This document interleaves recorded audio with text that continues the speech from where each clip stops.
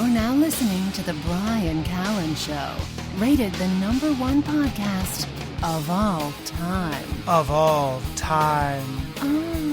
Make sure you're ready, because this is the podcast where you are guaranteed to learn virtually everything. John, seriously, this is a very important. This is called the Bryan Callen Show for a reason. Ladies and gentlemen, I just want you to know before we get into Jon Lovitz, I'm going to be, if you like stand-up comedy, I'm going to be at Donnie B's in Springfield, Illinois, October 4th and 5th. Then I'll be at the Houston Improv, October 11th, 12th, and 13th. And then hold your hats, Helium in Buffalo features me as the headliner, October 17th, 18th, and 19th. And then I'm in Calgary the 24th, 25th, 26th. John, I don't play out to huge theaters like you do. I'm in clubs. You are? I'll be at Comedy Works when? This weekend. That. Where is that, in Denver?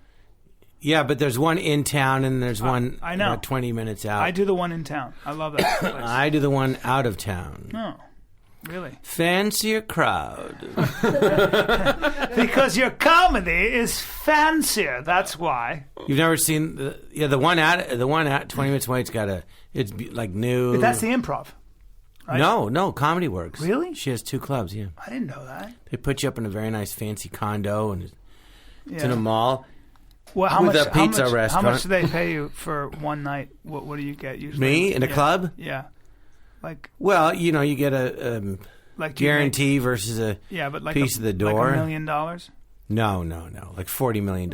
That's a lot of money, John. It sounds like a lot of money, but after taxes, it's not as much. But even after taxes, it's $20 million. But then you have thank you, half, and correct, and then you have, flights. I know, but do you have food, beverage, pet care? Pet care, I understand. Do you have you came here with a tiny dog, which is very aristocratic of you. Do you have any other animals? Yeah. Oh God. I have a couple of cats. Big jungle cats, or? No. Well, one's kind of big. They're all rescue cats. Oh. You're a humane man. John, you're kind of a legend. I will say this. I'm not joking. Well, thank you, Bryan. Yes. I don't know. Of course, it's wonderful to have you on the Bryan Callen Show. I'm just trying to keep the career going. Well, people in this studio, like Hunter Mott's over here, who's like really smart, by the way. People in this studio, there's you, me, Hunter, and the engineer. And Rena. But the people in this studio. They're downright starstruck. Besides myself and you, the 2 people in here, the thousands of people, and there's you, me, and 2 others. We're doing this in the Staples Center, ladies and gentlemen, live. Hunter was very excited, and Hunter's very smart. Hunter went to Harvard. He got his what'd you get a degree in? Biochemistry. Yeah, biochemistry. You went to Harvard? Yeah. Mm-hmm. I went to Harvard. You did? High school. Hello. Where'd you grow up? I grew up in the Los Angeles and the San Fernando Valley. You did? Yeah, Encino and Tarzana. But it's funny when you grow up there, you never say I'm from Los Angeles or I'm from LA. You just, where are you from? From Valley. The Valley. Yeah. And then everything else is over the hill, and people over the hill go, I never go to the Valley. Yeah. Like, well, good. Well, it was fun till I was like 16, and then got a driver, or you got a driver's license. And my friend David, I grew up with David Kudrow, who's Lisa Kudrow's older brother. So she's like my little sister. But anyway, we're all from Tarzana, so we'd go, quote, over the hill. And then back then, Westwood was like packed, thousands of people every weekend. You'd wait in a line for a movie for like an hour and a half, and it was a whole scene. But we would drive around Westwood for hours. It was so boring. And David would just go, "Come on, John, we're driving." And in his Honda, and it was neat that he had a car. But I was just like, David, can we just do something? I'm so bored. We're just cruising. Just cruising for chicks. Not even that, just cruising. Oh, God, with David Kudrow. Yeah. In Westwood. I mean, if it who's was an Lisa excellent Kudrow, neurologist if you need a doctor. Is he a neurologist? Yes. It's a successful family. She's so talented. But wait, when did you decide to be a comic? Well, I saw Woody Allen. I actually, from 7 to 15, I wanted to be like a baseball player, like Willie Mays. And I saw the Al Jolson story with Larry Parks when I was 7, and I saw James Cagney, Yankee Doodle Dandy. So I thought I wanted to I used to imitate Al Jolson when I was 7. Really? And I wanted to, do musicals and tap dance and sing, "Mommy!" Yeah. And then, but I saw Woody Allen's movie Take the Money and Run. Great movie, when I was man. his first movie when I was 13 with David, and we were dying laughing. We were going, "This is the guy." That was the time. That movie was the first time I ever saw my father dying laughing, and he kind of taught me. I was like, "This must be very funny." I was very young. I was like, "This must be really funny." But that's I remember that movie. It's probably the first movie, the first comedy I remember, and then I remember Monty Python and the Holy Grail. But those were the two seminal Well, I movies. saw that. I go, I want to be a comedian like Woody Allen. And then I saw the movie Lenny with Dustin Hoffman about Lenny Bruce when I was 16. And I'd never heard of Lenny Bruce. I didn't know who he was. So I saw the movie, and it was such a great movie. And I said, I want to hear the real guy. This was a real guy. So I went to the record store, and I bought Lenny Bruce's albums. And then I saw an album said Woody Allen the Nightclub Years, 1964 to 1968. And I didn't know that he'd been a stand-up. Oh yeah. That's a So great I got great that album, and I played it with David. I go, David, Woody Allen has a stand-up album. So I go, you got to hear this. It's so funny. And we played in his room, and we were just dying laughing. Well, he could do it now. Comedy they say is dated. He could do that set that I know you're talking about. He could do it now and crush. And and then I would do the routines in my college dorm. I went to UC Irvine. I did plays in high school, but in my dorm they had it was a fine arts dorm, and they have a talent night. So anyway, you do something. So I would do their routines. Wow. And I would do I shot a moose, and I was down south, and So you did like Woody, exactly. I'd write it out on cards. His voice would go up, and down. I have a rabbi, reformed rabbi. He's a very reformed. No, I was married by a reformed rabbi, a very reformed rabbi, a Nazi. He goes. I have to see what time it is. I don't know if you can see this watch. But it's an Italian, beautiful Italian watch. I think it has gold and marble inlay.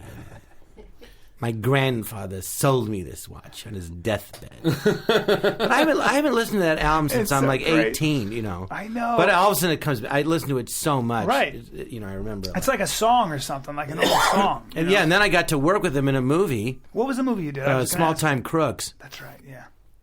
Which is weird because when you do the movie with him, there's no title. It just says Woody Allen, Fall Project or Summer Project. Yeah. Mm-hmm. And so after you're done making it, a year and a half later, you go, the movie's coming out. You go, what's it called? God, isn't that crazy? And they go, they're calling it Small Time Crooks. And and you have absolutely zero connection to that title. Because you don't even know. No feeling for it. You go, that's what they're calling it. But then after a while, you go, I'm in Small Time Crooks. But did he let you read the script, or did you just do your part? No, he just hired me for a part, and then I was really worried that I would hear he would hire people, and then they wouldn't work out, and he'd fire them. So that was my nightmare, getting fired by the guy who was my idol. Why I became a comedian. Yeah. Because when I was 15, I realized that I had no chance of becoming a black baseball player. And I went, God damn it. I didn't know. I was 7. I thought it was possible. That for me was. That's what you think when you're a kid. Yeah, the biggest. I wanted to be Willie Mays. I want to be a black baseball player. I talk about it on in my stand-up. I'm always like, I thought I was going to be a vanquisher of evil and a protector of the innocent. I thought I was going to be built differently. I thought, and the heartbreak as you grow older is you go, I'm not going to look like the superheroes I read about. That's always really hard for boys, Well, maybe if you lifted, you're in good shape, but if you lifted weights, who knows? No, I do lift weights. Nothing grows, dude.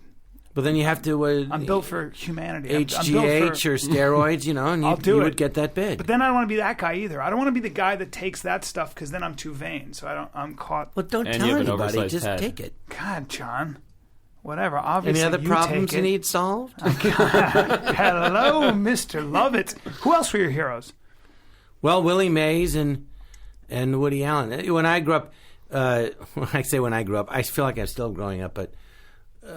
In the 60s, baseball was the biggest sport. It was huge. It was as big as the football or basketball is today. They were around, but they were much smaller. Yeah, they were. Much smaller. Before and steroids. Baseball was the whole country went. It was the biggest thing. Yeah. And it really was. So the I really American wanted to be a pastime. baseball player. Yeah, it was. And everybody was in Little League. Everybody. Mm-hmm.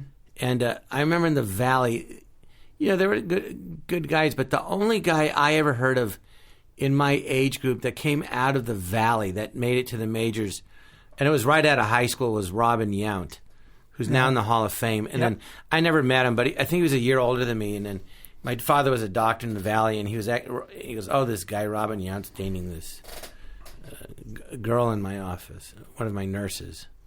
Wow. Who was a cute girl. But he was the only one I ever heard of. Since then, there's been other guys from the Valley. Is that me or you? I think that's you. God, John. Who is it? Your agent? In the middle of this podcast, you know how important this podcast is? Hello? No, you have to answer it, John. You have to answer it. Let's see who it is. Hold. Hello? What? No, Brian, I'm in the middle of your podcast. No, I cannot talk to you now. It's rude. Rude. All right, sorry. God. Call me back after your podcast. Sorry about that. I just like to mess around. I'm sorry. It no. was you. Yes, it was me. I'm sorry. You have famous friends. Well, because you're famous. Do you have a famous friend that calls you that you still get a little starstruck about? Well, yeah. I mean, I'm starstruck by all of them. I mean, I'm not going to kid you. I'm the same way. I'm starstruck. I can't help it. I know. It's Lorraine Newman recommended me. She befriended me when I was in the Groundlings, and I did a play. I understudied a part, and Phil Hartman was the star of this show. It was like the summer of '84 when they had the Olympics, and they had the Olympics Arts Festival, and they picked 9 theaters to do shows. So they funded the Groundlings. And I was in their Sunday company, so I got to Phil recommended me to understudy a part. And I was like, Phil was a huge star. I'm like, Phil Hartman knows who I am. Isn't that cool? Yeah. Yeah, and so I did the show, and Lorraine Newman was doing the movie Perfect with John Travolta. I remember it. And she brought him to the show. Oh, so then they come backstage, and she says, how long have you been doing this? I go, this is my first night. She says, no, really? I go, no, I'm understudying. This is my first show. She says, no, but really, how many shows have you done? I go, this is my first show. And she got mad. She goes, will you stop it? She goes, seriously, how many shows? I go, no, I'm serious. This is my first night. She goes, are you kidding? I'm like, no. And anyway, she befriended me, and wow. Anyway, I just spoke to her, or I actually emailed her. I What's just ran into her right recently, now? and it's Lorraine, and she's great and she's sweet. But at the same, and I've known her, Yeah. She recommended me to Lauren, but even then, I still like, oh, it's Lorraine. I'm not gonna lie. Well, my friend, you were, when I think of SNL, I Kevin Nealon's a good buddy of mine as well. You are very much in the Hall of Fame. As far as Saturday Night Live is concerned, I don't think anybody would disagree with that. Oh, thank you. But it's true, and in 38 years, when I think of Saturday Night Live, you're definitely one of the names, and I think all of us agree that, and Kevin's the same way. And now it's funny because Kevin thinks I'm in the Hall of Fame. Well, I think he is in the Hall of Fame. I don't know if he does. We'll check, and we'll have him on this podcast. We'll have you both on the podcast. But my buddy now, Taron Killam, does SNL, and it's a different thing now with how saturated the market is. Like 4 million people probably watch SNL, whereas when you were doing it, 25 million people would watch it. No, it wasn't. I remember I did the first show, and I thought the whole country's watching it, and our ratings were maybe 5 million or sometimes 7 million. Wait, no way. It had to have been more. Well, but that's the rating, households. But then, there's people in those households. Right. But when I did it, it'd been on the air for 10 years. And it was, Lorne Michaels was coming back. It was 1985. And it blows my mind because it's almost 30 years now ago. And now, and it's funny, I said to someone today, I said, it was such a big deal. It was like when I was on the show, huge. Maybe there'd been, I was one of 30, maybe. Mm-hmm. I mean, the first year there was 8. Rare air. And then the next 5 years there was maybe another 10. How long were you on the show for? 18, and then us, so yeah. That's true. 5 years, and now it's in its 39th year. God. And it's just bizarre. It's really bizarre. To me. I mean, I think it's great that it's still going, and obviously lots of great people came out of there after me, and will continue to do so. And it's just what's amazing to me is you go, here's who just got the show, and you read the names, you go, I don't know who they are. I know. And then in a few years, you're like, oh my God, they're like still great, they're genius, they're this. Kristen Wiig is a good example of that. And they had a reunion show in Aspen one year, right? Mm-hmm. And I remember there was 3 rows of us people. And Martin Short and Steve Martin are there, and Chevy Chase and Lorne and Al Franken and Jim Downey, the head writer. And then in the second row, you had like there was Mike Myers and me and Dana Carvey and Chris Farley and Spade, who weren't as known as us at the time, and they were on the show. Well, they were pretty well known. And then the back row, there was all these guys, and except for Norm Macdonald, and Mark McKinney was in there because he'd been a writer on the show my first year. But there's all these guys, I didn't know who they were. Right. And I'm like, and they didn't say anything, those guys. They didn't say one word. It was with Steve Croft from 60 Minutes because they just got in the show that year. Yeah. And I'm like, who are these guys? Right? Well, that's what's... And now you look at it and you go, oh, there's Chris Kattan, there's Will Ferrell, there's Daryl Hammond, but I didn't, they were completely unknown. It's bizarre. As the time went on, I'd look at the photo. I go, "Oh, that's so and so. That's so." I didn't know who actors. they were. I always say actors. Friends. Well, I'm working. I'm like, look, dude. If you do your job, your life can change in one audition. I mean, now SNL is a nightmare audition process. I know about it.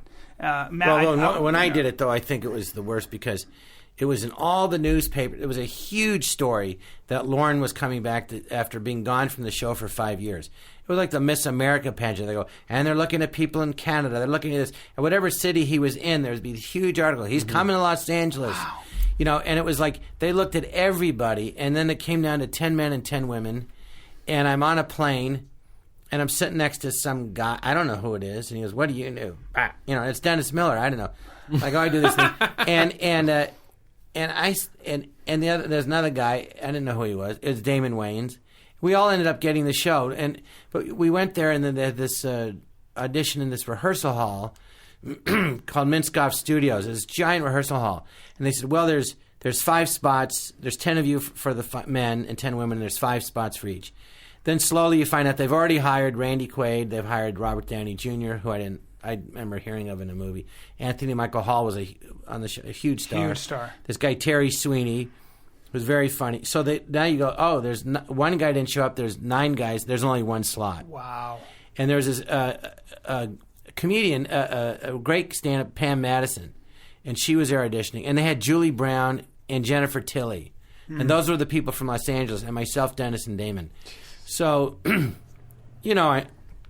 don't think it's a secret that I'm Jewish. Pausing, holding, total silence.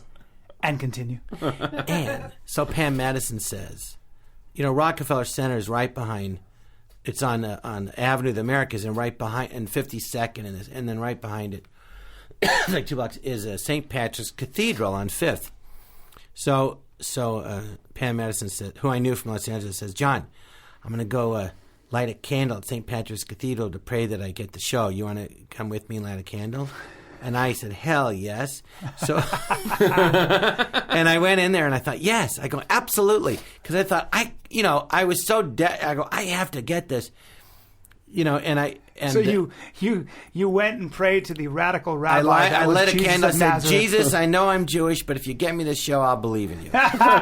He was a Jew. And I got it. Yeah, not? and he was a Jew, so I believe he existed, and then he was Jewish. and I did. I really did. It's pretty funny though when you think about it. You're like, well, it's also that's how bad you want it. I go, anything to give me an edge. I'll light a candle to Jesus. People don't realize how big that is. When I got Mad TV, what I realized was I was like, well, at least I can say, I broke the professional ranks. If nothing else happens, at least I got paid to be an actor and I'm on TV. And if nothing else happens after this, no, I mean, it's so competitive and so tough. Yeah. And there was 6 people got the show. Yeah, and and it never ends. 10,000 didn't. It never ends, right? I mean, don't you feel that way? Like you're always having to trying prove to yourself? keep it going. Yeah, which I just kind of find annoying after a certain point. Well, I had to read for this part in a sitcom, and I'm looking at the people. It's not a good attitude to have, but I can't help it. I'm looking at the girl. I go, well, I've been doing this way longer than you. And I look at the guy. I go, "You're very good, but I'm way funnier than you." And I go, "This part's like nothing." I go, "You're making me read." Yeah. And it's not arrogance. No, it's like they know what you can do. They know me by now. I go, if you don't know what I do by now, it's unbelievable. It's kind of in like the world of comedy. If it was a drama, and they go, "Well, all right, but you got to read." I go, "All right." Yeah. But I get it. But a But comedy. guess what? Can you be a funny actor? Yeah. I go. Do you have timing? No, I've only been doing it, I've only been trying to be funny since I'm 5, and then I've been on Saturday Night Live and 40 movies and series, but no. It's better to take them to your mansion. No, this is the part I can't do. Take them to your mansion. Take them in your Porsche. Well, I mean, if the thing is, when you have heat on you, they go, of course you don't have to read. You want it? They offer you the part. Right. I'm doing a sitcom now that Byron Allen is producing it. It's a syndication. But, he knows me, and he goes, here, you want to be on the show? Is that with Mr. Box Office. Oh, it's with Mr. Bill Bellamy. Yeah, Bill Bellamy. I love Bill. Bill's Vivica Fox. I got to get Bill on here. I love Bill. Alex Thomas, great stand-up. Tony Roberts, Essence Atkins, I know Tim Meadows. Yeah, Tim's great. Everybody's black but me. Funny people. It's true. Yeah, but now so in some sense, no. But then and then you go, and then after it's weird when it's true though, and then you go, oh, we're all just comics and actors. It just doesn't mean anything, I know. Well, and that's why they don't understand comedians that make fun of ethnic types. They go, you don't get it. You're teasing the person, and it's funny. It's not. You're not serious. I just did a movie called Ride Along with Kevin Hart and Lawrence Fishburne and Ice Cube and John Leguizamo. I was the only white guy for miles. Even the people working on the movie were black. It was pretty wild. It was in Atlanta. It was an interesting experience. I liked it. It was a very interesting thing to be. Well, and then what you realize is the only one thinking about that is you. Yeah, exactly. And then you realize the whole thing about the tragedy of racism in America is that, and I said to, I don't know who I said it to, a friend of mine who happens to be black. I said, this is my feeling about it. And they go, what? I go, I think that most black people are just looking at white people going, when are you all just going to stop this nonsense? Yeah, I know. I feel that way. They have no idea, and you realize that it's true. They're like, people don't care, and I don't care. The other day I was saying, a fun job. It's well written. I'm grateful that Byron gave me a job. They're all really funny, and we have a really good time. And Bill, I love all of them. And Bill's just a great guy. He's a great guy. We did a movie together. I got to get that guy on my podcast. What movie? It's not a movie that'll see the light of day, I'm afraid, probably. I've done a number of movies, John. As long as they pay me, I'll do them because I'm a whore. You're very good at accents, aren't you? Thank you very much. Yes, I am. What was the one you said, the Lebanese guy at the wedding? Was it The Hangover? The Hangover, yes. I played like this. I can... I remember I met you years ago, and then I didn't see you for years, and I saw you on the screen, and I go, hey, that's Brian. That's Joe Rogan's friend. That's how Joe Rogan says hi to you. I just talked to him. Thanks. Yes. He likes you a lot. Tell him when I you said took hello. over. You worked with Joe because you took over for the late Phil Hartman. Yeah. I remember that so well when my friend told me he was killed, and then I called Joe right away. That was such a fucking horrible. Tragedy. Yeah, it's the worst thing that ever happened in my life. And you guys were close, huh? Oh yeah, it was like my big brother. Yeah, we're like brothers. Yeah. And I idolized him, and he was the king of the groundlings, and everyone wanted to be like him. But you can ask Joe. He was like, at that point, Phil was like, he was only, in his 40s, but he was significantly older than everyone else in the cast, that he was kind of like the dad on the show, and they all loved him. And I was actually with Phil when Chris Farley died, and we were shooting the show at the time. And News Radio? Yeah, and he was close to Chris, and I remember he was just kind of sitting there, and I think he was smoking a cigarette, and I was like, "Are you doing all right?" He goes, "Yeah, I'm doing all right." It was just a sad ending, It was an interesting. It was interesting to kind of be with him when. Chris was just. I was friends with him too, and everyone. It was just. I think that in some ways it was very tragic and unnecessary. But I don't. He had problems. He had drug problems. Clearly, yeah. But I feel like it's so competitive in today's world that there isn't the kind of drugging, like rock and rollers and people don't do the kind of drugging and boozing that they used to. It's almost like if you do that because right, people don't put up with it, and then you die. Money, too much money involved, and you die. And you just go, how many people have to? Well, that comedian who said, didn't you guys watch? You have a meth problem now. Didn't you watch Behind the Music? Don't you get how this turns out? Yeah. It never works out at the end. It's too competitive. If you're a problem on a set and there's too much money, they go, oh, really? Next. We'll just go over that guy over there. Well, I think, though, that people that are addicted, they'll say, you just don't understand. Unless, when you're addicted to something, I have sympathy for it. It's all you can think about. And then they go, and then after a while, you're not even taking the stuff to get high. You're taking it so that you don't get sick. Yeah. And then I don't have that, so I think it's awful. And then, and then the other thing I learned about it, unfortunately, because I've dealt with people in it, is that there's nothing you can say. Then when there's nothing you can say. They have to want to stop, because when you say, like, they're an alcoholic, you're like, don't drink. What you're saying to them is like, give me the thing that's taking away your pain. Right. And they're looking at you like, no. Yeah. It'd be like if I don't know, if your leg was cut off and someone goes, you want some Novocaine? You're like, yeah. Don't take it. You're like, what are you, insane? Listen, the first thing that they make you horrible. admit in AA is that you are powerless over your addiction. And if you don't admit that, then you're not ready to get help. Because the fact of the matter is, there are addictions that render you powerless, and you can't do it alone. You need help. That's why I have a lot of sympathy for anybody who has an addiction. I think all of us have addictions to some extent or another anyway. But some of us have addictions that are not as destructive or might even be beneficial, at least economically. But, until you've been, and I've never had to wrestle with addiction, thank God, but until you've been somebody who can't stop drinking, and I know people like that, or can't stop drugging, you got to be careful with being too judgmental, I mean, it's kind of one of those things, man. I'm just glad you do. But first. On the other hand, when these people are in your life and you can't put up with it, and they destroy your life and they don't care about you, and they'll do it, then you're like, got to cut them out. That's what they say in Al-Anon. Because I dated a girl who's a drug addict, and he goes, "Look, man, this is not about. I'm not teaching you how to be better company for an asshole. It's time to cut this person out of your life, because they can't obviously. They're tearing you down. So." And I didn't. And I used to always date the crazies. And you were dating Amy Winehouse? Yes, I was. I used to always date, because in LA, I used to always like the crazy projects with like tattoos and just, who really knew their way around the pole. Like, that was a thing for me. Well, that's the thing. Everyone knows the crazy girls are great in bed. Oh, they're fantastic. Because why are you with her? What do you think? Yeah, for the stimulating conversation and the money she saves me. No. Exactly. But you think you can help them, and you can't. And I've done that, and it's just... Oh, of course. I'd move them into my house. I'd be like, oh, you come from a good family? Cape Cod? Nah, it's boring. I'll take the chick over there with the bat tattooed to her face and the track marks. That looks like a great project. Well, that I never had...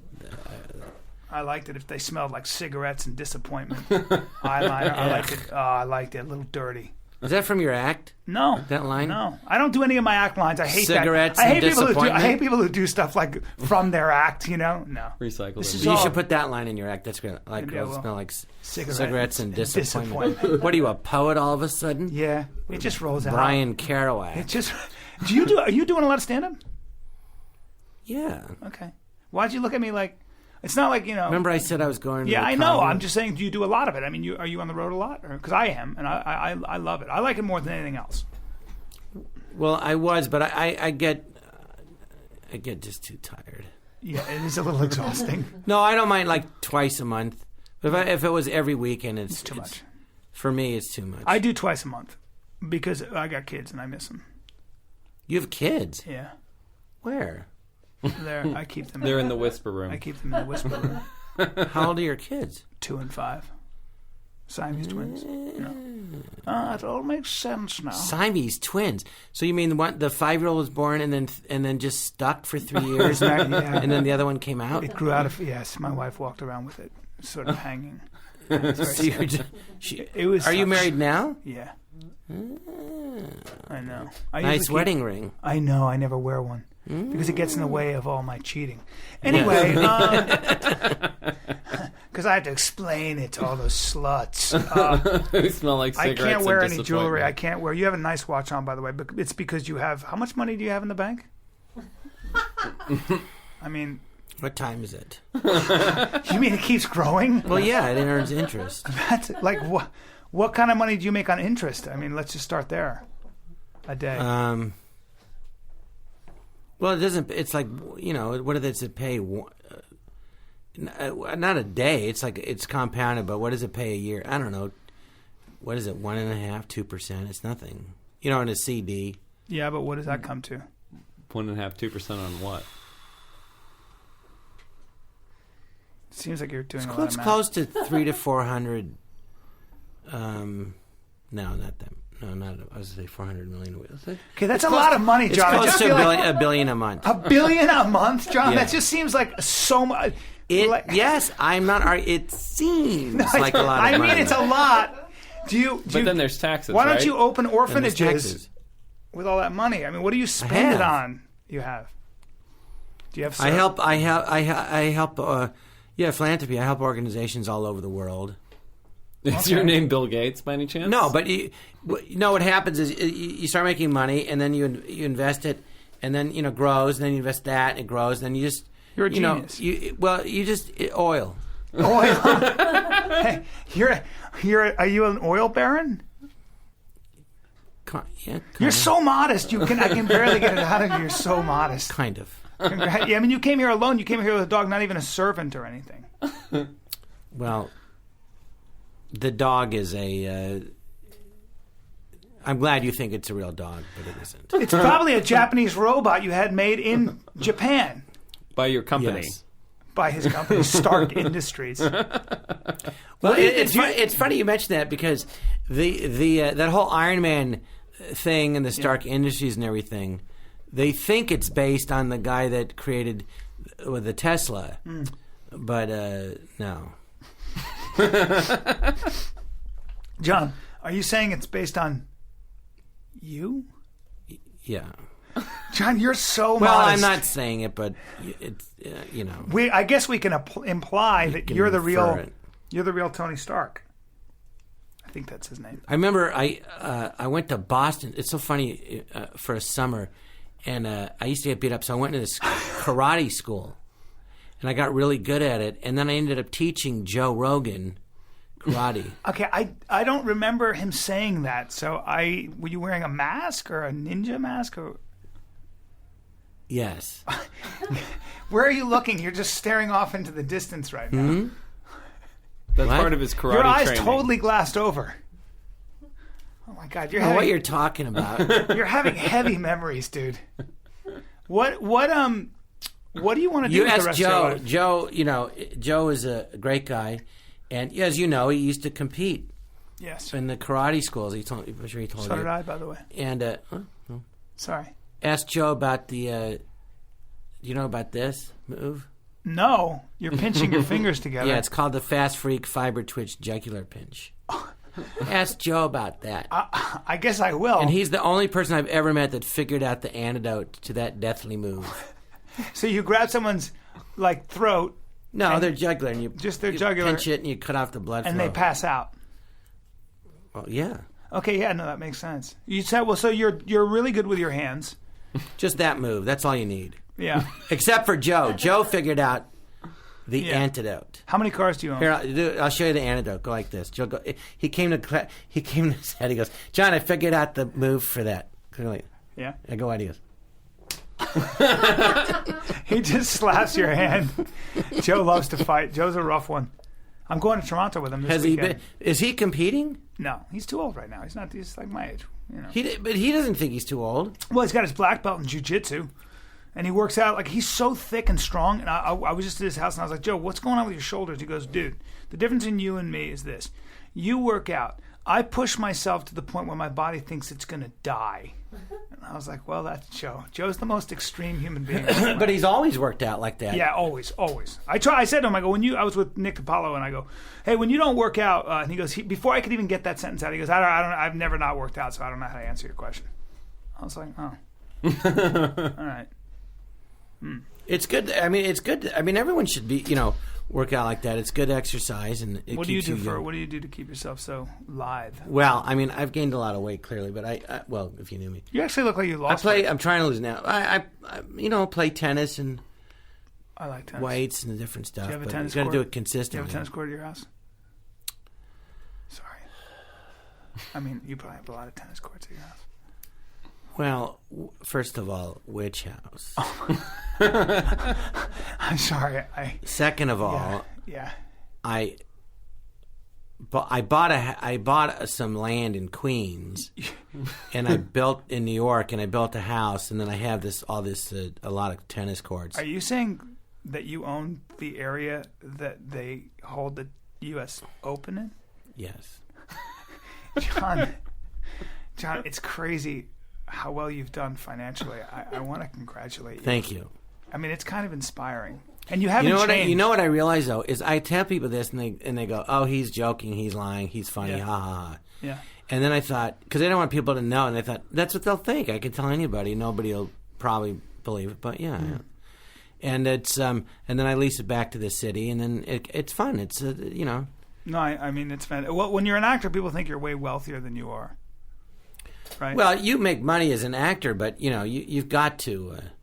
I mean, if you're gonna, buy into oil wells, you're gonna make a lot more. Well, you had the foresight, and I didn't. So I just feel like you can do it now. You just buy the stock. Well, okay. It's not I'm buying I buy the stock, and then you flip it over. Yeah. Oil, it makes money, and then you just keep doing it. All right. Well, and then at a certain you're point, making it sound really easy. It is. You get a call from your accountant, and he goes, "You're, multi billionaire." And then I go, "How much now?" And he goes, I don't know. It's so much. And then it's just like, I go, "Well, is it more than so and so? Is it more than this? Yes. Is it more than so and so? No." Then you get a call. Remember, you asked me, "Is it more than so and so?" And I said no. He goes, "Yeah." He goes, "Well, it is now." Well, obviously you're on your way to being the richest man in the world, it sounds like. Oh my God, you are the richest man in the world. I'm so embarrassed right now. It's all right. John, you're literally playing with your fingers like you're playing with that bottle cap because you're so modest that you... Well, that and it itches. Fidging. Oh, and it itches. Here's the thing about money, Brian. It doesn't make your personal problems go away. It doesn't make your personal personal You're still going to itch. It's so true. I was with Kevin James, and I was shooting... what's the show he used to do? King of Queens. And he was on the phone. He was talking to his vet, then his wife, and then his agent. And he was just like, he was back and forth, and he was wiping his face because we were getting bit by bugs. And he was spraying himself, and he looked down on himself, and he goes, "God, I gotta lose weight." And I looked at him, and I go, "Money." And he just got into syndication. He had $50 million. And I go, "Money buys you happiness." Huh? Did he just buy a giant house in Florida? Florida? Yeah. But did he move out of California? Is that because of the taxes? I think so. I think he just moved out of California because he didn't want to. I think he has a kid now. I think a lot of people. I think about that moving out of California because I don't want them growing up here. But then they might turn into Jon Lovitz, and then they'd be the richest man in the world and a comic legend. So that wouldn't be so bad. Well, that's the thing. Money, it doesn't solve your personal problems. It solves your financial problems. Yeah. But the other thing is, you still have to do something with your time. So true. It's so true, man. You went to Harvard University, right? Yeah. And every year they go, "Can you help us, add another, couple of billion, the endowment?" And I'm like, and then at some point I go like, Jesus, I don't mind helping, but now like I am the endowment. I mean, it's ridiculous. Well, that's... I go, I think I've given you enough. There's other schools. With great power comes great responsibility. If you could be a superhero, who would it be? Or are you a superhero? Oh, well, I think, your favorites. Either Superman or the Invisible Man. The Invisible Man would be good. What would you do if you were invisible besides crouch and masturbate in other scenes? Although I think Superman, because Superman can make himself invisible, can't he? I don't think so. No. I mean, he's so fast that he probably could. But I would do what any man would do, which would be, see a hot girl and follow her in her place. And you'd be a voyeur. I said, besides be a crouching masturbator, what else would you do? I didn't say I would do that. You wouldn't crouch and masturbate. Well, no, because then once you came, they go, "Hey, where'd that come from?" Once you come, once you come, you give away your hiding place. They're like, "What's going on over there?" Even if you're behind a curtain, you're like, and then there's a little dog going. And the dog. Hey, Fluffy, what are you looking up? You behind the curtain. That damn invisible crouching masturbator again. No, it would be cool because, you'd go women, they don't see anything, and you go like, "Hello, what was that?" "This is your imagination. This is your ghost." "This is a ghost." "Oh, would you ever made love to a ghost?" "Touch this." "I can't see you." You're probably packing. You're packing some heat. But it feels real. Am I dreaming? Yeah, that's it. You're dreaming. That's the ticket. Yeah, that's dreaming. That's it. You're dreaming. Yeah. I pitched it. It'd be great, and then like people that bother you, just go up and slug them. I know, right? Wouldn't you? There are a lot of people that could use a fucking punch in the face. Sometimes I wish I could just. My superpower would be I just want to be able to see the sociopaths in the world and then just off them. Wouldn't that make you a sociopath? I don't. I guess it would be. Full circle. No, I think. Damn you and your Harvard education. I think you just made that up. No, I didn't, John. Oh, my superpower would be. I don't talk that way, dude. Feed the homeless. That's a bad impression of Bryan Callen. I have a deep, resonant voice. Do me again. A deep, resonant voice. My superpower. My superpower. You just made that up. It sounds vaguely like Christopher Walken. My superpower. At the end of the day, I'd get a. I worked with him in the movie The Stepford Wives, and That's right. And Stepford. He's so funny. And then I said to him once, I go, "Do you talk like that on purpose?" He goes, "Yes." I go, "Are you aware that you talk like that?" He goes, "Yes." I go, "So you're doing it on purpose?" He goes, "Yes." and then we were on the set, and he just started making up these lines at the end. He had a little scene, and he's talking, and then he would say something ridiculous at the end, and then he'd look at me, and I'm off to the side, so I'm like crying, laughing, and then he kept doing it, and one time I go, "Are you trying to make me laugh?" He goes, "Yes." I go, "You're killing me," and he would say the most ridiculous things, and no one said no one said, "Hey, what are you doing? Don't say that." No one would tell him not to do it, and it got more and more like outrageous, the stuff he was saying that made no sense. Randy Perlman, and he was doing it on purpose, and I was like dying laughing. He's supposed to be hilarious. Randy Perlman, I think that's the last name. It was a comic. Told a story on stage one time. He said that he had done this movie called Search and Destroy, and Chris Walken walked up to him and a bunch of other guys, and he goes, "You guys, it was at the rap party." He goes, you know what fame is? Fame is knowing you could walk into a room, fuck anyone in the ass. That's fame." And he walked away. And they were like, "What in the world?" I mean, isn't that the greatest? And that is what fame is. But that's his humor. Oh, he's hilarious. I got to know him, became friends with him in New York, and he. One time I was in Los Angeles at this restaurant, and I was sitting next to him, and he just starts telling me this idea he has. And he ended up doing it, but he's telling me, and I'm just like crying, laughing. What was the idea? He goes, "John, so listen." And he's talking like this. So I had this idea. I don't know how good my impression is, where he goes, "I like to cook, so I was thinking of doing like a cooking show." And he goes, "Anyway, guess who I pitched it to? You're not going to believe who I met." I go, "Who?" He goes, "The president of the Food Network." The president. And I'm like, "Well, all right." No, but you don't understand. It's not that big a deal. Yeah, you don't understand. He goes, and I'd have celebrities on, and we would talk about the careers, and then they, make some food, because I mean, everybody cooks something, and then but the way he did, I'm just like dying laughing. Like, you wouldn't think he's hilarious. He's hilarious. That's what I've heard, that he's hilarious. And a very nice guy, and a great actor. I did a play reading, a script reading with him once, and I remember I called him. I said, "Hey, Chris, I'll see you at the script reading at 3. He goes, "What script reading?" I go, "It's at 3. He goes, "I don't know anything about it." I go, "Oh, your name's on." He goes, "Oh, your kid." He didn't know. He goes, "God damn." He's like mad. I go, "Yeah, it's at or 2." And he goes, "Oh," he didn't know. So anyway, he goes there, and of course he's the most entertaining one there. Yeah, of course. And I said, and he would, he says lines that you'd think, how do you say them? And then he says it. I know. In a way that you would never imagine. You would never come up with that way of saying the line, like, ever. I know. Nobody would. And yet, it's so different, unique, and yet it makes sense. I know. Like, more sense than, even though it's so odd, it just makes more sense. That's why they're never movie think stars. That's why they're so good. Yeah, and then I said, "How do you do that?" I go, "How do you, think?" He goes, I just try to surprise myself. God, that's like Nick Nolte. I did a reading with him. The same thing. I was like, "You're doing this." Like, I don't know that I would change anything. And then I see the movie. He's on another level, man. The guys like that. Oh yeah, some of those guys. Yeah, it's that's what they see. do. And like I did a movie with Al Pacino's girlfriend, and I was obsessed with asking her 1,000 questions about Al Pacino. And she said, he just acting is his life. The dude will take the lines and just go over and over with he's walking around, he's talking, doing them, waking up in the middle of the night, and watching TV but doing them, and that's what he does. He's just always kind of. Well, it's a lot of work. That's the thing. You gotta love it. I don't like it that much. You don't? I don't think so. Well, yeah.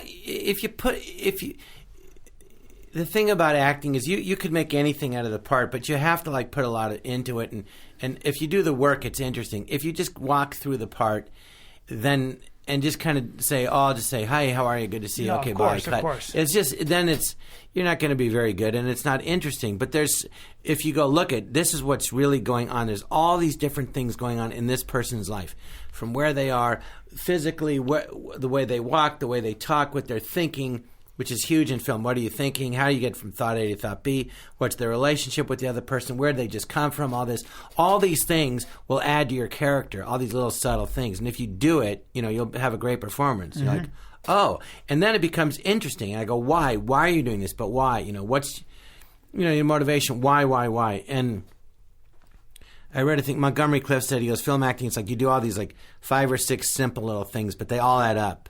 Right. And he said, he goes, say you're talking to somebody, and the conversation is just, oh, how have you been? What's new? Nothing, da-da-da, right? He goes, and you're smoking a cigarette. He goes, and then the ash, you forget to flick it, and then it gets really, really long, and then all of a sudden you flick it. That tells the audience that you were so engrossed in what you were talking about or something that you didn't even think to flick it. Yeah. And they go, oh, and that's a piece of information.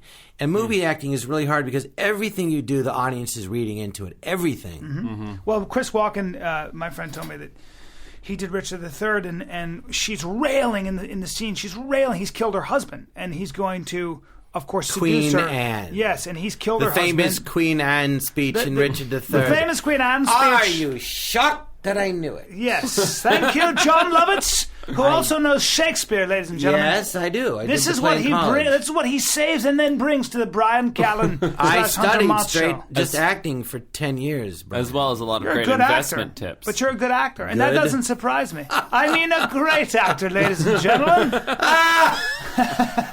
Listen to that laugh; it's so evil. But he was doing Richard III, and Queen Anne was railing, and I think it might have been Meryl Streep or something. She's going off on her thing, and to show the audience that he had so little respect for what she was saying. In the middle of her railing speech, this is Shakespeare in the Park, he looks down at his shirt and finds a loose sort of thread, a crumb, and he kind of reaches for it and shakes it, kind of brushes it off his shoulder, and then goes back to her. And even though she's going through this huge speech, the whole place goes crazy. Chris Walken can do one thing. But started laughing? And yeah, because it was amazing. He was essentially saying, when you're done, I'm going to fuck you. So I'll let you rail, young lady, that's what makes him brilliant. All the great, that's like a simple thing, but it says a lot. Yeah, behavior. And then to think of it. And basically, though, what I learned, film acting basically is that you don't do, which I think he was doing, was you don't do anything. You're just still. And then you do that one little thing, it sticks, it means something. Mm-hmm, mm-hmm. But if you're constantly doing stuff and it's like messy and muddy. Every behavior is informed, right? It's like psychology into behavior. The notion that, you're not doing things, everything you do is specific. It's not general movement, But I wonder if he planned it or if he just did it on the spot. Or it's possible I go, why did you do that? He goes, he might have said, did you plan? He goes, no. Just, it was just, I got bored. And I said, oh. Right. Well, Daniel, which fits the thing, but I don't know. I'd be interested to ask him. Like, he did this movie, Biloxi Blues. Did you see that? Yeah. So I saw the movie. He was great in it. Great play. And he plays a drill sergeant. So I saw him at this restaurant where we used to hang out in New York. And I said, hey, Chris. So I saw that Biloxi Blues. And I said, can I ask you a question? And he said, yeah. He said, well, that's the only time I ever saw an actor play a drill sergeant and that didn't like scream and yell. He never screamed or yelled the whole thing. It was just very quiet. And he has a scene where he's really drunk and he's not yelling. He just never yelled. Every movie you see a drill sergeant, they're always going, you eyeballing me, boy, and they're all, and he didn't do any of that. He didn't, and he goes, oh, it's funny you should mention that. I said, why? He goes, well, actually, that was my only thought about the part. I said, what? He goes, not to yell. God. And I said, why? He goes, well, it's... I go, why'd you decide to do that? He goes, well, it's... do the opposite. Yeah. It's more interesting. Do the opposite. You writing this down? It's being burned in my head, and I'm recording it, believe it or not. I'm recording it, and I'm going to blast it out to the world. I wonder how many hits we're going to get from Jon Lovitz. Probably like 1 million. I don't want to brag, but watch me... so bragging. It's awesome. I don't want to brag. I need you to watch me in a movie, Brian, called Casino Jack. Watch you. I lived it. And you'll see what acting is. I need you to watch me. Casino Jack. Brian, I'm not trying to brag, but if you really want to know about acting, I need you to watch me. If you want to change your artistic outlook, you need to study me. You should have said study me. Is there like a fan or air? Nope. We like to keep it very hot in here. It's like one of Dante's rings. Can we get some air? Dante's rings. It sounds like a very unfortunate sex toy. Before he dies. What? Mm-hmm. You can talk. Dead. Oh, it's Oh, brilliant. the air conditioning broke. Can you open the window and get Let's get some. Oh, look. It's Rena's getting gonna, Rena's warm. gonna help us. You generate a lot of heat. You have a lot of heat on you because you're a star. Brian, Yes? I don't want to brag, but if you'd like to become a better stand-up, Yes. I'm going to need you to watch my Performance in Casino Jack. I'm going to need you to study my Study, performance. Frame by frame. I'm going to need you to. And you're going to say, well, I didn't learn anything. And I go, well, what did you see? You go, you were just up there. I mean, you're funny, but it wasn't like you weren't doing anything. And I would say, that's my acting teacher in film acting. I go, I did some scene. I was like really pushing. He goes, do it again. He goes, tell me what you didn't.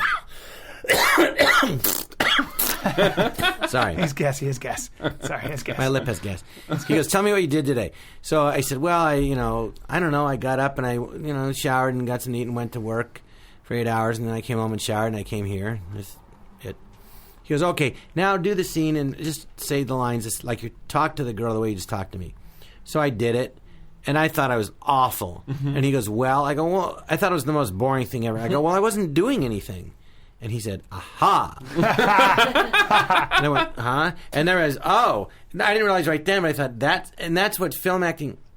Tony Barr is a great teacher. He wrote a book, Acting for the Camera. Yeah. But he goes, it's like if you think of the camera is the person's eye, and the microphone is their ear. And then it's right there. You go there. The head's right there. So you talk. When you shout. Well, if you think about that, you can just do whatever. You can be very real, but you don't be real and boring. I mean, there's a lot to it. It's a very subtle art. It's a very subtle art, and it's really hard. But it's also if you do anything fake, the camera picks it up. It picks up everything. I went in one time. I did a scene in acting class when I was, and I had to play drunk, and I got ready to play drunk. And I walked in, I was like, I'm drunk. Hey, you guys don't like me. I don't know. I'm doing a drunk guy like this. And I kept falling down. And the teacher said, he goes, I have to stop you. And I was like, oh, okay.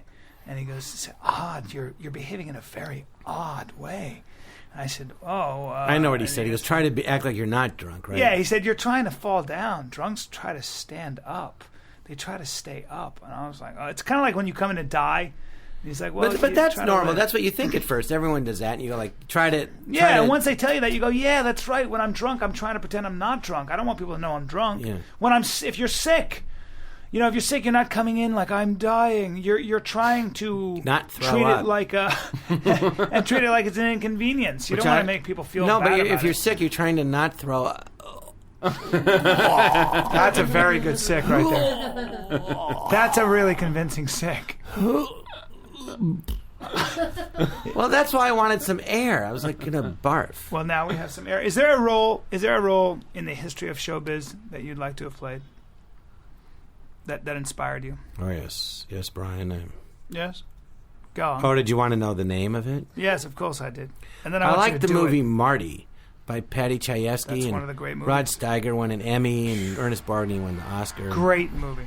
Don't worry about noise. It's okay. We had the windows open, so you people have to deal. It's Jon Lovitz. That was my train, by the way. You have a train? That was my private train. You here in Los Angeles know it as the subway system. That seems very expensive, John. I share it, Brian. I'm a very giving person. He's a philanthropist. Have you been to my baseball stadium? I let the Dodgers play there. That's so impressive. Didn't they buy it? No, I leased it to Magic A Johnson. lot of people don't realize that John actually speaks this way. He's from England, by way of the valley. I'm so tired of speaking in my character's voice, Brian. I hope you don't mind. I speak as myself. You sound exactly like Catherine Hepburn. Father was from Texas and had lots of oil wells. I took them over. Well, John, we usually keep this at 1 hour, and I don't want to keep you waiting. I see you glancing at your very expensive watch. Well, I can talk more, but do you have any, cookies? Let's get John some cookies, please. Homemade, everyone. How long have you been doing a stand-up? Well, I started 20 years ago almost, and then because I realized I was like, oh, there's nothing about me. People aren't going to be like, let's get that medium white guy in our movie. He looks so unique, And so I started doing stand-up right before. Then I got Mad TV, and then I decided I didn't need to do stand-up anymore. I'd just become a famous actor. Were you on Mad TV with Artie Lang? I was in the original cast. Thank you very much. Oh, First I didn't 2 know years. that. Yeah. I must have seen you. I didn't realize it was you. Then I got fired after 2 years, and then I went and did that Why? show Oz. Why I wasn't coming up with characters. I wasn't that good. Let's be honest. And I knew I was going to get fired. And then you played characters in movies. Yeah, and then I played characters in movies. I've never been my career really, in a way, I look back on it, and I think if I had worked harder at acting, which I never did, I would have been further ahead. But I used to get nervous on auditions. I wasn't good at auditions. So the jobs I got and continue to get. But you're still acting, aren't you? Yeah. But I just feel like when I get a job. Perhaps I could help you. I would appreciate that. I'm going to drop your name. At every other. Isn't it funny how when you're I do know acting. You? It's not being modest. I really do, and I could actually help you. I believe it. You're an excellent actor. But it's all I studied for years. But that's what I studied for years too. It's not that It's not that I don't think I can know how to approach. Although a role. I'm not saying you're not good. I think you're very good. I saw you in The Hangover, right. And I thought you were really good. Yeah. So I don't know if I could teach you anything. Well, I think it's know. only because you just said I'm not very good. No. So if you said what are you having trouble with? Why don't you tell me? We can educate people. What are you having trouble with in the part? What questions do you have? My thing is more of an attitude about when I see material. Sometimes it's not inspiring, so it's hard for me to work on, and I'd rather work on my stand-up or my script that I'm writing or whatever. That's kind of. But is it a job that you have? Well, stand-up for me is something I really love, and I make enough money, so I don't have to so much worry about Well, I'm not making $40 billion a year or a month. I'm not even making $40 billion a year. Oh. Making way more than that. John, I need to borrow some money. Would you? Are you an evil man? Would you buy this podcast and then just have it announce it as defunct? No, I wouldn't buy the podcast, but I bought the street. Are you going to start charging us rent? I paid cash for it. John, what's the name of the street? It's called Cascio. Hello. John, you renamed the street. This is very sad actually, but I went to Harvard High School. So all the wealthiest families went there. So there's a guy there in my class. He just died. Awful. Wait, you went to Harvard Westlake? Yeah, but it was just Harvard. Then Grant Adamson was my class, and he just died in a ballooning accident in Switzerland. Oh, no. Horrible. Really? His family, they crashed into a power line, and then it just dropped 165 feet. And he was with his wife and his two daughters. No, they were all killed? No, just him. Oh, that's so terrible. And I'm in shock. And the nicest guy ever. And Grant, if you've ever been to Malibu, you ever see this as the Adamson house? Yeah. That's his family. They owned, if you go in there, but his family, his grandmother, right? They owned everything, land from Topanga Canyon to Oxnard along the coast. That's a large area. Yeah, it was like a land grant. What a bummer, man. I'm sorry that he died. Yeah, it's horrible. Nice guy. Well, we're all going, man. I don't want to die. I don't want to die by animal. I want to die.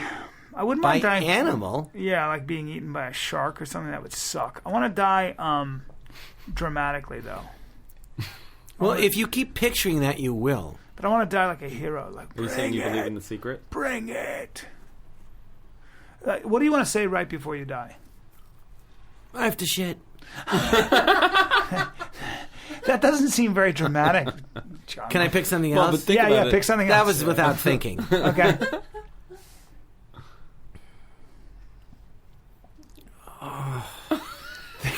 Is that the noise you want to make? Yeah, it sounds like this is what I want to say. It sounds like you just climaxed. Oh, God.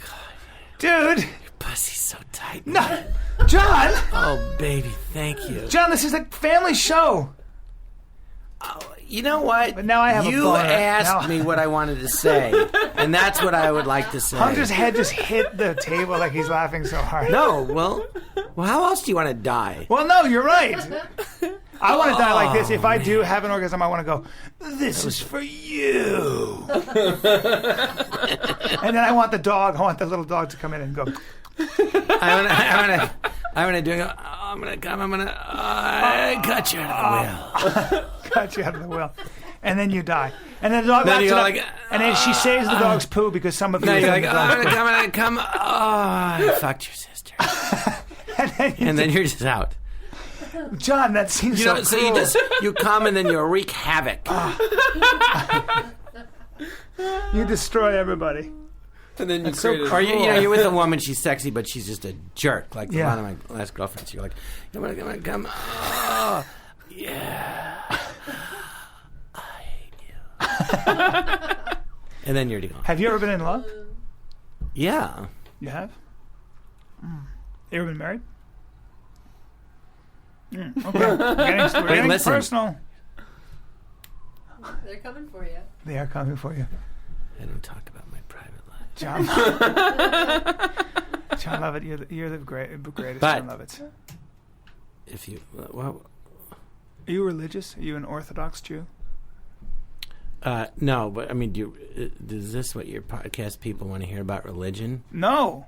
Maybe. We have all kinds of people. You know, let me just say something about I'm Jewish, and most people do not understand that religion, including my fellow Jews. And anybody can, they go, is it a race or religion? I go, well, you can convert to it, so how could it be a race? Right. Because there's Jews in every country in the world. There's Chinese Jews. There's Alaskan Jews. There's Japanese, French. I don't know about that. Alaskan Jews. The Inuits. Have you people made it up there? Well... Although it's true that, but there's Chinese, Japanese... To be a Jew is to be adherent of a religion. It's also, though, in some ways, to be a survivor. Well, religion means way of life. And what the Jewish religion really is about, it's about trying to do the right thing morally in any situation. And most people are like that anyway. So to mine have friends are I go, well, you could be Jewish. But a lot of people are that way. You know what I mean? Yeah. And the other thing is, this whole thing, I think where anti-Semitism comes from, is it says that the Jews are the chosen people, and that's what it says and everything. And that's not the story. If you look at it as opposed to a literal story, as opposed to a lesson, a fable like Aesop's fable, where it says God went to everybody and said, "Do you just believe in me?" And everyone said no, and the Jews said yes. And then, but the idea of God being, it's what makes something live. You know, they can create all the chemicals of a person in a lab, but they can't make it live, have life. So what's that? That's the thing that you're alive, the spirit of life. It's that. Let's call that, and that's in everybody, in plants, animals. And the idea of religion is that that's what makes everybody. They go, God is one. That's how we're all connected. That's right. That spirit of life, and you need to respect that. So they wrote the Ten Commandments. So don't, that's exactly steal, don't kill, no, that's don't go after your neighbor's wife. That's the fundamental gift that the Jews, that the Judaism brought to the world, especially when you were living in not only pagan times, but the idea that we all come from the same origin. We all come from one Father, which means it's an idea. We're all of the same moral worth. That's where everyone, no one is worth more or less than you, and that's it. And the whole thing is that the spirit of life, whatever it is that makes something live, not like something in outer space, but that thing is in everybody, and that's what makes us connected. And you need to respect everybody and do all that. That is a choice. That's the story of the chosen people, that you have to choose. And so the story is not that the Jews were chosen; it's that these group of people, whoever they were, made that choice, which came with responsibility. To believe that way. Yeah. And if you look at Jesus Christ, who was Jewish, and his name was probably Jesus Christ Steenbergovitz, he was a rabbi. He was preaching Judaism, and what he was a saying, simplified form of it. Don't look to the Romans, look to yourself for right and wrong. Right, exactly. And the Romans want to power over people. So when you have a guy saying, no, don't look to them, look to you. Yourself, your inner sense of you know what right and wrong, look to that. That's what he was basically saying. And they like going, no, we can't have. And then everyone's going to him going, what's the answer? And he's like, look to yourself. He goes, I'm not me. And so they went to the Jews and said, look, basically said either give them up or we're going to wipe out all of you. Right. And they were like, what do you mean all what? of us? Like you, your family, all Jews. Right. All 1 million of you, you're gone. Or however many there were. I guess I would have sold them down the river too. Well, But you know what? If he said, where's your friend hiding, or we're going to kill you and your wife and your kids. Yeah, and your whole family and everybody that you'd go, he's right there. And that's when he said, he's next to the bread box over there. Forgive them. Yeah. Well, listen. I'm not a Jew for Jesus, but my dad said, I don't believe in that other stuff, but that's not how I was raised, but I respect people's rights. But he goes, you can't argue with what he taught, because what he taught was really... It was also simplified. You could put everything he said. You could put on a 4x4 card. I mean, do unto others as you'd have them. And do think about it, they you. didn't have 4x4 cards back then. They didn't have 4x4. So I'm talking about in the they sand. They didn't have bumper stickers in a small with a fish. plot of sand. You could write. Or it's possible they did have the bumper stickers, but they had nowhere to put them. What would Jesus do? Are they going to put on a wagon? What would Jesus do? Jon Lovitz, I want to thank you. He would go to temple. I want to thank you for solving not only Christianity's issues, but for hailing the Jews and explaining what Judaism and acting Judaism. And being the richest man in the world and being so modest. And fantastic investment advice. And fantastic investment advice. Buy oil. Oil. This has been the Bryan Callen Show. Where are you going to be again? Most Jews buy oil. Where do you think the word oil comes from? Oil from the oil. Oil. You go, how much did it go up? Oil. Now, do you control Hollywood? Do you control Hollywood? You're Jewish. I mean, I would imagine. Are you the king of Hollywood? Oh Lord, you racist! No, listen, you don't control this podcast. You know what? Let me tell you about that. Okay, what happened in Hollywood was there are all these immigrants escaping, like say Russia or whatever. Like my grandfather came here to the United States from Romania when he was 15 years old, because if he would have had to join the Russian army and then he would have been killed. Exactly. Because he's Jewish. Exactly. So, a lot of these Eastern European people came to America, to New York, through Ellis Island, and they weren't allowed to be in the banking. A lot of the Jews, they weren't allowed to be in anything. To own land. Nothing. Yeah. So they had these little machines. You'd put a slot in it, and you'd turn a crank, and you'd see a bunch of photos that looked like it was moving. Nickelodeons, they called them. So they said, let the Jews have that. It's a gutter business. That's why the Jews got into the movie business. And by the way, they were allowed to be make clothing and stuff, being seamstress. That's why when they came to this country, they had a skill set. But you're absolutely right. Samuel Goldwyn, who had Metro Goldwyn, he had his own studio. Then he was part of Metro Goldwyn, or it merged. But then he had his own studio. He was a tailor. Yep, that was the only thing they could do. For the history of the Jews is exactly that. We just had an amazing historian who's going to come up after, he wrote a book called Bloodlands, and it was about what Hitler and Stalin did from 33 to 45, and it includes the Holocaust. And when the Soviet archives opened up, we found out that the Jews in the Eastern Europe, really the ones that bore such a brunt, they were all just wiped out. They were all killed. The ones that escaped had nowhere to go but Israel and really actually the United States. So it's a powerful story about people who essentially never were kept so. And the Russian, what they call the Pales, which were the ghettos, were the worst place for the Jews, because pogrom is a Jewish I believe it's a Yiddish. It started off in Eastern Europe, but those were the persecutions, and those were happening. And that's a Yiddish term. I think it's a German. It's a Russian term, I believe. But that was the pogrom, with the purging of the Jews, was the Tsar would be like, we need somebody to blame, let's go blame them. So right. Well, that's what Hitler did after World War I. The German mark was worthless. It was this and the $6 Jews trillion controlled, to one. quote unquote, the Jews controlled the banking and finance, so let's blame them, etc., etc. It's the old story. So, and the president did the same thing. It's the 1%. Yeah, to be a Jew, to be the scapegoat. It's Wall Street and the banks. It's like, well, who's that? Oh, the Jews. He didn't say it, but that's what he was saying. Yeah. And that's in a way a burden. Don't let that be controversial. I just made your podcast go viral. Great. We started with funny, and now we're talking about this. Well, that's what you but are. The problem is when you have a group of people, and the religion is look to yourself for right and wrong, and then the people in power want power over you, and you're like, no.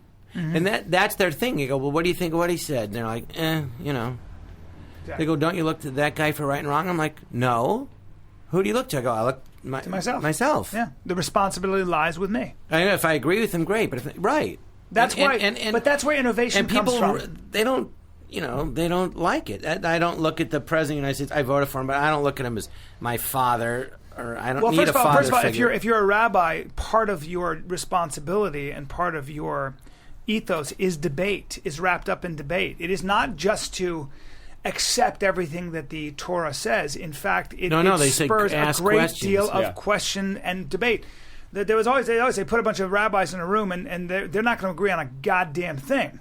Even if there's that famous story of God kept creating miracles, and they were like, yeah, but I don't know. How can we really be sure it's God? Well, but the reason they say that is, like, I have friends that are, Catholics, and they go, they got kicked out of a church, a Catholic school, and it's always the same reason. And now I just say to them, I know why. They go, why? I go, because you ask questions. Mm-hmm. And they go, yeah, how'd you know? Yeah. They go, because they keep telling me you're not allowed to ask questions. But that's how you. And then Jews they go, no, don't take it on faith.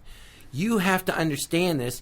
Well, you have to ask questions. Because the definition of faith is that the truth has already been arrived at. There is the problem in question has been solved already. Now the rest is up to you to just accept as gospel. That's the Catholic definition gospel, right? Of faith. And, I would say to you, do you want to know about acting? Acting? Ask me. Don't just say, oh, John said he's a great actor. Right. He can help me in my acting. Yes, it's true. It has that final answer has been arrived at. But don't take it on faith, Brian. Ask me questions, John, and I'll answer you, and then you'll finally go, oh, and there it is, ladies and gentlemen. The answers lie with Jon Lovitz. Do you have a Twitter handle that people can tweet? Yeah, at real Jon Lovitz, JonLovitz. At real Jon. Well, I remember MySpace, and which Dane Cook was graciously introduced me to, and Facebook. There's all these fake. Accounts. Yeah. So, and you are verified at the real Jon. Yeah, so I put real so people know it's me, and then they go, well, people could do that. So, yeah. All right. Jon Lovitz will be at verified with the check and a little green circle. And he'll be at Comedy Works in Denver, and I will be at, once again, Donnie B's in Springfield, then I'll be at Houston, and then I'll be in Buffalo, and then I'll be in Helium in Buffalo, and then I'll be in Calgary. Wow! Are you Jewish? No. And yet you know all about... I know a lot about Jewish history. My people. Because I'm very, very smart. Because I'm incredibly intelligent. We'll talk off air. I've got a couple of things to say. Ladies and gentlemen, Jon Lovitz, the legend, one of the funniest men on the planet, Jon Lovitz. Thank you. Good night. You've been listening to The Bryan Callen Show. Be sure to visit BryanCallen.com for information about this episode as well as past and future episodes. You can follow Bryan on Twitter at Bryan Callen and like him on Facebook. Go to Facebook.com/Bryan Callen Comedy. Thanks again for listening. We'll see you next time.